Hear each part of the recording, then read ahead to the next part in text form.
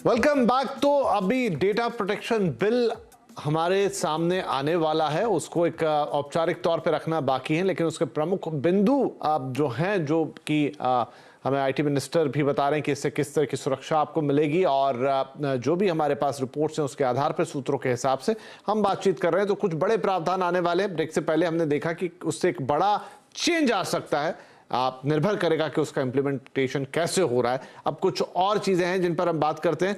तो चिराग, यहां पर एक जैसा मैंने कहा कि आप बहुत अच्छे कानून ले आए, उनका इंप्लीमेंटेशन भी एक लेवल तक बढ़िया हो, लेकिन बहुत जरूरी है कि लोग उसमें कितने अवेयर हों, क्योंकि देखिए ये एक ऐसी चीज है जो सबकी जेब में मौजूद है, उनका फोन, और वहीं से सारा डेटा, या चलिए लैपटॉप हो गया या डेस्कटॉप हो गया, लेकिन हमारी जिंदगी में डिजिटल अब जो सारी चीजें हैं, बैंकिंग, शॉपिंग, सब कुछ उसी पे हो रहा है। तो ग्राहकों के लेवल पे भी अवेयरनेस बहुत जरूरी है। क्या ये बिल उसकी तरफ कुछ फोकस करता है? जी, कुछ जरूर करता है फोकस, बिकॉज जब तक ग्राहक इसके बारे में सतर्क नहीं रहेगा तब तक ये प्रोटेक्शन बिल सिर्फ एक तरफा हो जाएगा। बिकॉज कैसा है कि आप जितना सतर्क रहेंगे, जैसा आप अपना डेटा शेयर करते हैं, आपको पता रहना चाहिए कि आप अपना कौन सा डेटा शेयर कर रहे हैं, आप कहाँ पे डेटा शेयर कर रहे हैं। जैसे कि आप कोई भी वेबसाइट पे जाएंगे, आपको वहां पे वेबसाइट पे पूछा जाएगा कि आप क्या ये कुकीज एक्सेप्ट करते हैं। तो अभी हम कैसा करते हैं, हम इतने जल्दबाजी में होते हैं कि हम एक्सेप्ट कर देते हैं, हाँ ठीक है भाई, जो डेटा है लेना ले लो, ज्यादा से ज्यादा क्या लेगा, क्योंकि वो अवेयरनेस नहीं है कि वो आप कुकीज के माध्यम से वो किस टाइप का डेटा सेव कर रहा है। तो ये ग्राहक को अवेयर होना बहुत जरूरी है।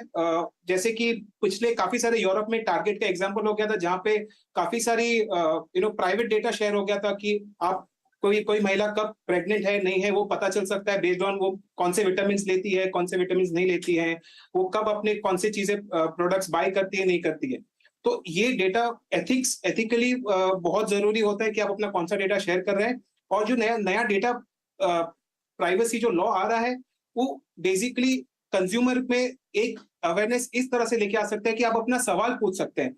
आपको पूरा का पूरा हक है, जिस कंपनी पे आप अपना डेटा डाल रहे हो, आपको पूरा हक है कि आप उनको पूछ सकते हो कि आप मेरा डेटा कैसे यूज कर रहे हो। And they have to reply and they have to be extremely cautious कि आपने अपना पर्सनल डेटा दिया है तो उन्होंने डिलीट किया है कि नहीं। पर ये अवेयर होना बहुत जरूरी है कि आप अपना कौन सा डेटा दे रहे हो। जैसे आपको ये पता होना चाहिए कि आप अपना जब लोकेशन शेयर करते हो तब आप कौन से लोकेशन पे और साथ में ये भी कि मतलब ग्राहक उसका महत्व समझे। ये नहीं है कि बस ये मुझे सर्विस यूज करनी है तो चलिए जो मांग रहा है उस पर मैं यस कर दूं, क्योंकि बहुत सारे लोग तो उसका महत्व नहीं समझते। उनके लिए ठीक है, कर दिया, लेकिन उसके क्या कॉन्सिक्वेंसेज होते हैं, कंपनियां पीछे उस डेटा का क्या करती है, ये भी एक अवेयरनेस की बात रहेगी। दुग्गल साहब, एक जो चीज है वो अब सरकार वाली साइड पे वो शायद अभी इतनी क्लियरिटी नहीं है। जब एग्जैक्टली हमारे हाथ में ड्राफ्ट आएगा शायद और क्लियरिटी आएगी। जो आपने अभी सॉवरेन बैलेंस की बात कही कि सरकार क्या चाहे तो जिसकी वो हमेशा डिमांड करती रही कि मेरे पास मैं जो मांगू वो मुझे मिलना चाहिए। व्हाट्सएप जैसी कंपनियां हो गई या कोई और दूसरी कंपनियां हो गई जो कहती हैं कि हमारा पूरा इनक्रिप्टेड मोड है, हम आपको कभी शेयर नहीं करेंगे। फिर डेटा लोकलाइजेशन की बात आती है। क्या यहां से सरकार के हाथ भी मजबूत होते हुए दिखाई देंगे?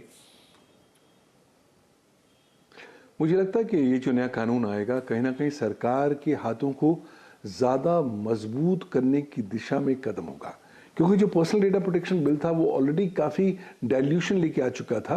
लेकिन अगर आप जो 91 संशोधनों पर नज़र डालें जो जेपीसी ने दिए अपनी रिपोर्ट में, तो लाजमी सी बात है, मैं उम्मीद करता हूं कि अब ये नया कानून का जो परिवेश है, उसका जो एम्बिट है, बहुत ज़्यादा ब्रॉड होने वाला है।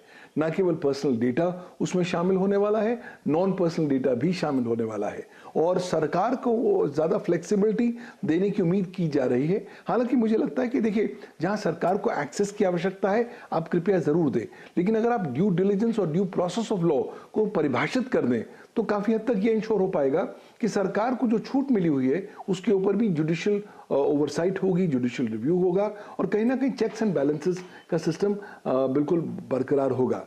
और कई बार ऐसी भी स्थितियां होंगी जहां पर आक्रमण होगा भारत की प्रभुता, अखंडता और सुरक्षा पर।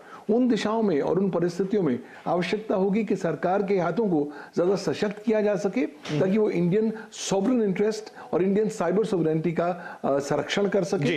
लेकिन वो गोल्डन बैलेंस क्या होगा उसका इंतजार हमको करना पड़ेगा, वो कानून की नई भाषा हमें बता पाएगी। बिल्कुल, तो थोड़ा ड्राफ्ट और आ जाएगा जब उस पर और क्लैरिटी आएगी, लेकिन मोटे तौर पर यही पॉइंट्स होने वाले हैं। इंपॉर्टेंट पॉइंट ये है कि चीजें अच्छी लग रही हैं, हमारे एक्सपर्ट भी मान रहे हैं, उनका इंप्लीमेंटेशन पहला सवाल, और जो एक ओवरऑल जागरूकता चाहिए पूरे इकोसिस्टम में कि हम भी समझे, ग्राहक भी समझे कि मेरा ये डेटा, अगर मैं लोकेशन शेयर करता हूं, मैं अपनी लाइब्रेरी शेयर करता हूं, मैं अपनी फोटो लाइब्रेरी शेयर करता हूं, उसका मतलब क्या ये नहीं है कि बस मुझे ऐप इस्तेमाल करना है तो मैंने दे दिया। तो शायद ये उसी दिशा में कदम है जहां कंपनियों भी अब यहां से सतर्क होती हुई नजर आएंगी। बहुत शुक्रिया आप सभी मेहमानों का इस चर्चा में शामिल होने के लिए, और एक बार जब बिल ऑलरेडी टेबल हो जाता है या पूरा ड्राफ्ट आ जाता है सामने, हम फिर से एक बार चर्चा करेंगे। तब तक के लिए नमस्कार।